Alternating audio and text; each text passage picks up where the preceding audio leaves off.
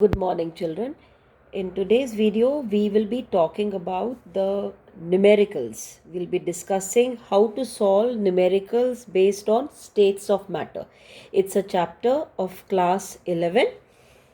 Okay, so let us start with. Please watch the video till the end because I will be covering all different types of questions, different types of numericals. First question says a gas occupies volume, this much volume, at this much millimeter mercury pressure and temperature. What additional pressure is required to reduce the volume to this volume at same temperature? First thing is you read the question and try to identify which law is applicable. You know, children, you have studied Boyle's law, Charles' law, Avogadro's law, and Gay-Lussac's law. So based upon what relation is given and what is constant, you will be able to identify. So go on writing what all things are given, what data is given. Volume is given. Let this be V1. V1 comes out to be say 250 ml. It's given here in the question. And the pressure P1 is given as 745 millimeters of mercury. This much pressure. Now they are saying we should apply more pressure. Temperature is fixed. How much pressure should you apply so that its volume becomes, now the second volume they are saying V2 becomes 200. And what is that P2? Some pressure is already there. What extra pressure should you apply so that the volume becomes this? So obvious that we are applying Boyle's law, that is P1 V1 is equal to P2 V2. So you will write down here Boyle's law. As per Boyle's law, P1 V1 is equal to P2 V2. So we are going to apply the values. What are we asked to calculate? P2, right? So we can also write like this, P2 is equal to P1 V1 by V2.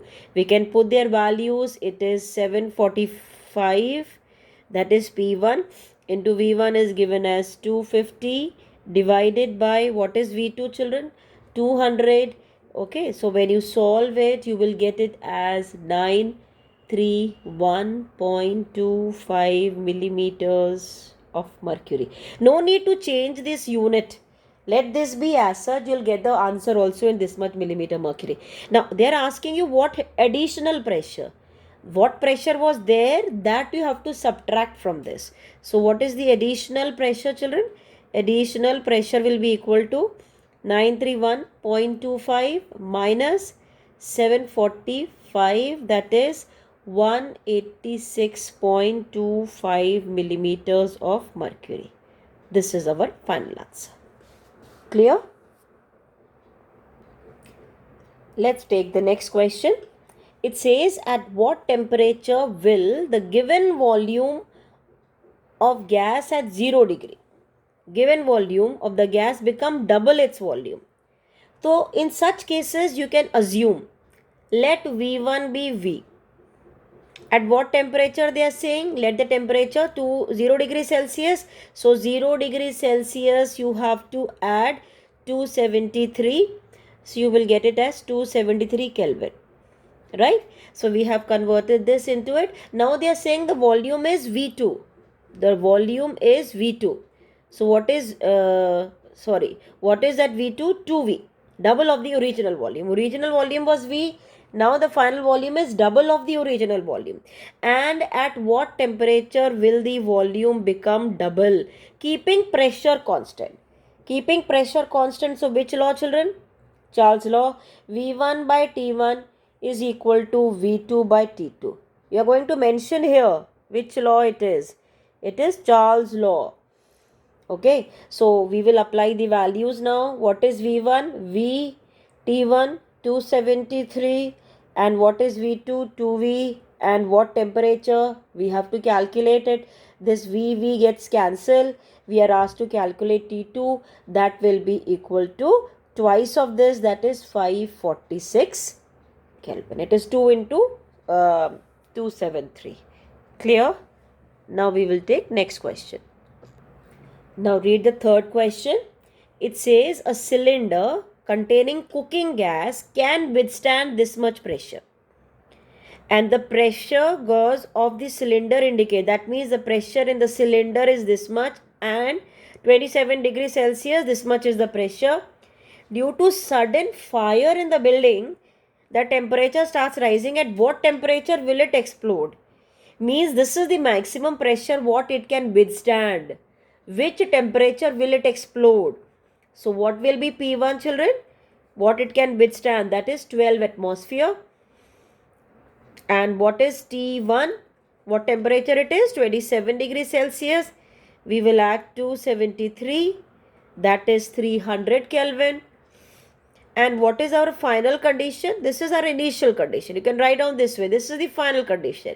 So what is the final condition? P2, how much it can withstand? 14.9 atmosphere.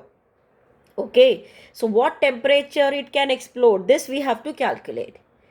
Right? So which law, children, we are applying here? We are applying Gale-Lussac's law. It is P1 by T1 is equal to P2 by T2. So we can put the values. 12 by 300 is equal to 14.9 divided by T2.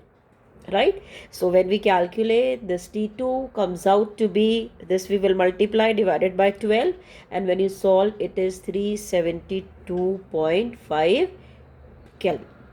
Now they are asking what temperature will it explode? So the temperature at which cylinder explodes will be equal to 372.5 minus the original one, 99.5 degrees Celsius. This will be the answer. Okay, this much in Celsius. Clear? Next question, children. A discharge tube of 2-liter capacity containing hydrogen gas, volume is given. 2 liter containing hydrogen is evacuated till the pressure inside. Pressure is 10 to the power minus 5 atmosphere. And if the tube is maintained at 27 degree, 27 means I can convert this into, I can add that 273 and write it as 300 Kelvin. Calculate the number of the hydrogen molecules present in the tube.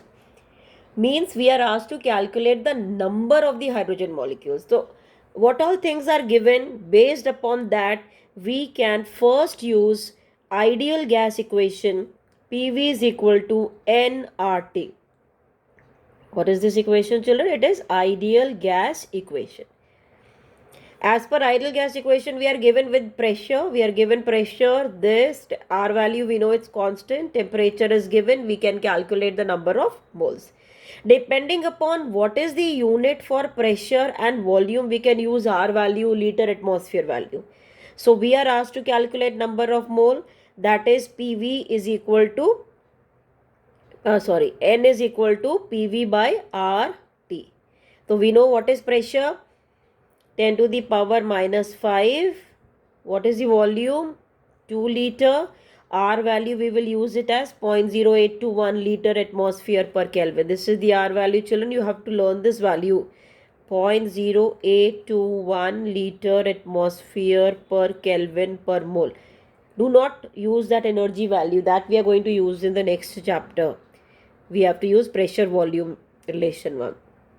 We will put the value for this temperature and we will calculate this number of mole. And if you calculate, children, you are getting this as 8.1 into 10 to the power minus 7 mole. Now, question was to calculate the number of the molecules. We can very well calculate. We have learnt in stoichiometry that 1 mole of hydrogen is Na molecules. Na molecules. So, obviously 8.1 into 10 to the power minus 7 moles of hydrogen will be 8.1 into 10 to the power minus 7 into Na. This we can solve it. Okay, so you will get it as 4.879 into 10 to the power 17 molecules. Got it? This is clear, children? So far we have discussed on those gas laws and then ideal gas equation. Now we will discuss some more questions. Now the next question, children, it says calculate the density of ammonia at 30 degrees and this much pressure. We know density relation. Density is equal to Pm by RT. We got this relation, if you remember, from PV is equal to nRT only. We calculate this number of mole, we convert as weight by molecular weight, and then we got mass by volume as density and got this relation. Now in this we have everything. We know pressure, we know the molecular mass of ammonia 17, we know the R value, we know this. This is given in bar. So you have to use even the R value in bar. What is the R value in bar? 0.083 bar decimeter cube per mole per Kelvin. So we can calculate density, children. Density is equal to pressure is 5, molecular mass is 17 divided by the R value is 0.083 multiplied by 303. We will actually add to this 273. You will get the answer as 303 Kelvin. Okay, so when you solve this density value, you will get it around 3.37 gram per decimeter cube, because this was bar decimeter cube. So you'll get the answer also as gram per decimeter cube. Next question, children. It says this much volume of a gas is collected over water at 25 degrees Celsius. This much is the volume given. Temperature is given. The gas is collected over water and the pressure is found to be this. If the gas weighs this, weight is given. This is pressure of water vapor. Pressure of water vapor sometimes, they also give it as aqueous tension. Aqueous tension is given as this. Calculate the molar mass of the gas. So what all things are given, children? We'll write down that. Volume is 135 ml, right? And temperature is 25 degrees plus 273. That is 298 Kelvin. And the pressure is given. Plus water vapor pressure is also given. That means this separately I will write. The pressure of the moist gas is given. Pressure of the moist gas is given as 0.993 bar. And the pressure of water vapor is also given. That is, 0.0317. This is given. The pressure of the water vapor, that is aqueous tension, is given to you. Okay, the weight of the gas is also given. 0.160 gram. And what you're asked to calculate, what gas it is. That is the molecular mass you're asked to calculate. So first thing is we need to find the pressure of the dry gas that is required. Which law it is, children? It is Dalton's law. Pressure of dry gas plus water vapor is equal to the moist gas. So if you have to calculate for dry gas, what we will do, we will subtract water vapor pressure from the pressure of the moist gas. So when we solve this, it comes out to be 0.9613. This much bar is the pressure of the dry gas. Now we know we are asked to calculate the molecular mass, means we will use this formula. PV is equal to WRT by M. It is the same ideal gas equation. I have just expanded number of moles as weight by molecular mass. Now children, we know pressure. Yes, we know this pressure, we know volume, we know W, we know R, we know temperature. We are asked to calculate the molecular mass. So what is molecular mass, children? Molecular mass is WRT by P. Sorry, we are asked to calculate this, right? 1 second. Yeah, so this has gone here. It will be equal to WRT by P into V. Correct.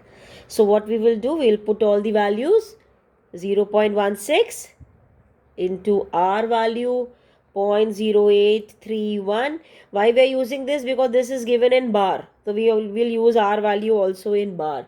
0.831 or 83 simply multiplied by 298, that is in Kelvin. Pressure, children, will be using this 9613, and volume is given as 135. If you solve this, you will get as 30.49. So you will write down this much gram per mole. This is your molecular mass. Clear? Next question, children. You can note down the question, you can pause it in between and try to solve on your own also, and finally you can compare the answer with what I have discussed. Volume. Volume of the container is given, children. It is 10 decimeter cube, right? Temperature is also given 298 Kelvin, and it is said that a particular volume of the gas contains particular volume of the this container. It is containing two gases. Which gases it is containing? CO and CO2, right? And the total pressure is given. That means partial pressure of CO plus partial pressure of CO2 put together is given as 2 bar, right? The sum of the two partial pressures as per Dalton's law, it's given as 2 bar. And it is also said that in that particular container, the number of moles of CO is 0.2 mole. You are asked to calculate what is the individual partial pressures of carbon monoxide and carbon dioxide. So both are asked in the question. So what we can do is, when we know the volume, we know the temperature, we can use this formula PV is equal to nRT. We'll apply this first to the number of moles of CO, because we know the moles of CO. So what will be the number of moles of CO? That will be equal to PV by RT, because the volume of the container will remain the same. Volume of the container will be this only. In that container only both the gases are there. Temperature also will be fixed. This will give you the partial pressure of CO. This will give you the partial pressure of CO. So what is, I'll just draw a line here. So what is the partial pressure of CO, children? It will be equal to number of moles of CO into R into T by volume. So what is the number of mole of CO in it? It's given as 0.2. What is the R value? We are using this in bar, so we will use R value also as bar 0.083. And what temperature it is given? 298 Kelvin. Volume of the container is 10 decimeter cube. So when you solve this, you will get the pressure of carbon monoxide, that is partial pressure of carbon monoxide, that is 0.495 bar. That is one answer you get. They're asking you also to calculate the partial pressure of CO2. We know the sum of the partial pressures of both is 2 bar. So what will be the partial pressure of CO2? It will be 2 bar minus partial pressure of CO, that is 2 minus 0.495 bar, and you will get this as 0.505 bar. So you got two answers that was expected in the question 1, and the second one, this is the partial pressure of CO2. This was asked in the question. Followed? Next question. Again, you can pause and try, copy the question, note down the question and try to do on your own. The question says, open vessel at 27 degrees Celsius, means at some 27 degrees Celsius, the open vessel is heated until 3 by 5 of air in it is expelled. Means at 27, let the number of moles be n.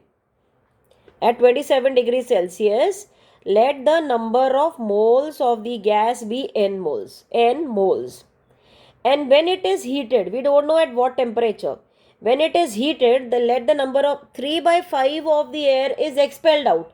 If 3 by 5 is expelled out, so how much is left over? It is 2 by 5. 2 by 5 of n will be left over. That is n minus 3 by 5 of n is expelled. So how much is left over? This much is left over. Right. So what temperature? We don't know. We don't know this temperature. They are telling you find the temperature at what it should be heated. such that 2 by 5 is left, या 3 by 5 is expelled out, right? So we will be using the formula PV is equal to nRT. They are not talking about pressure. It is the common normal pressure, atmospheric pressure. Volume is also fixed for the container. So what is changing is number of moles and temperature, because R value is also fixed. So what we can do is, we can take even R on the other side, or if this is constant, this is constant, this is constant, what is varying for both? N and T. So we can frame a equation N1 T1 is equal to N2 T2. So we can apply this formula and calculate what is N1 here, children. It is N, right? And what is T1? 27 plus 273, that is 300 Kelvin. And what is this N2? 2 by 5 of N. 2 by 5 of N. And what temperature? We don't know. This N will get cancelled. We are asked to calculate this T2. So what is this T2, children? When you are calculating this T2, comes out to be 300. 300 multiplied by 5 divided by 2. And when you solve this, you will get it as 750 Kelvin. If they are asking you the answer in Celsius, you will subtract 273 and you will get it as 477 degrees Celsius. Is it clear? It's an important question. Please note this down properly. Practice it. Another good question, children. Just see this. The question says 18 gram mixture. Mixture is of helium and argon. Put together, there is some container, and the volume of the container is 30 liter as per the question.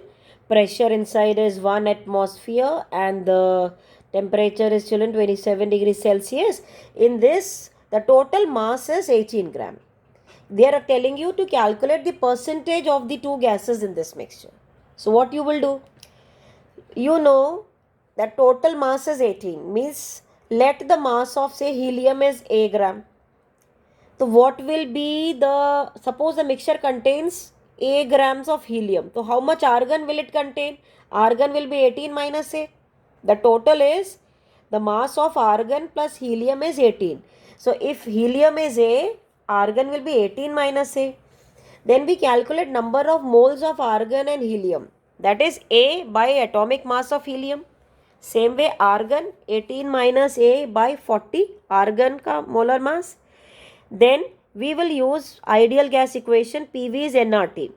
Number of moles of helium plus number of moles of argon into RT.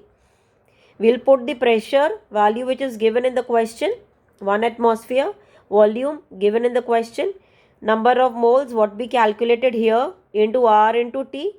When you solve this, you'll get the mass of helium as 3.41 gram. Okay, this is the mass of helium. So now it is easy for us to calculate out of total 18, if the mass of helium is 3.4. So what is the percentage? 3.41 divided by 18 into 100. You will get this percentage of helium. Likewise, from 18 you subtract this, that will be the mass of argon. Argon mass divided by 18 into 100, you will get this. So this is the percentage of argon. Okay, follow this question, children, properly. One more question we will take. Now, the next question, it says equal masses of hydrogen and methane are present in a container at some constant temperature and volume. Calculate fraction of the total pressure exerted by methane and hydrogen. In a way, they are asking us to calculate the partial pressure of hydrogen and methane with reference to some total pressure. Let the total pressure be P. Question is clear? Question says there is some container, volume is V, temperature fixed T, and there are gases hydrogen and methane in it. Both the gases are equal masses. Equal masses of the two gases are present in it. Okay, so we can assume the masses be, say, x gram and x gram, right? So let us start solving it. We know the number of moles of hydrogen and number of mole of methane. Because we assume the masses to be x, what will be the number of moles? x by 2 for hydrogen, x by 16 for methane. Now, we know the partial pressure of hydrogen is the total pressure P multiplied by mole fraction of hydrogen. This we know as per the Dalton's law. We were using this formula. The total pressure, let the total pressure exerted by the mixture is be P. So total pressure P into mole fraction. So they are asking you what fraction of the total pressure, means in terms of P, how much is the partial pressure of hydrogen and methane they are asking you. So what is the mole fraction of hydrogen, children? Here we can solve it. P into what is the partial pressure of hydrogen? X by 2 divided by x by 2 plus x by 16, right? So we will solve this internal part here. P into, this is x by 2. We will take this LCM here. It comes out to be 16. This is, here, if you multiply, this will be 8 into 8x plus into 1 only x. So when you solve this, what you get is P into x by 2, and this 16 goes in the numerator. This will be 9x. So x gets cancelled. You are left over with this goes away and 8. That means what answer you are getting is 8 by 9p. So what is the partial pressure of hydrogen? 8 by 9 of p. Followed this? When we know the partial pressure of hydrogen is this, we know the total pressure is P. So what will be the partial pressure of methane? That will be equal to P minus 8 by 9 of P. That is, this will be equal to 1, that is P, 1 by 9 of P. Did you follow? This is partial pressure of methane. This was the partial pressure of hydrogen. Clear? Please practice the questions well, and in the next sessions we'll be taking more questions of this type. Thank you for watching, children.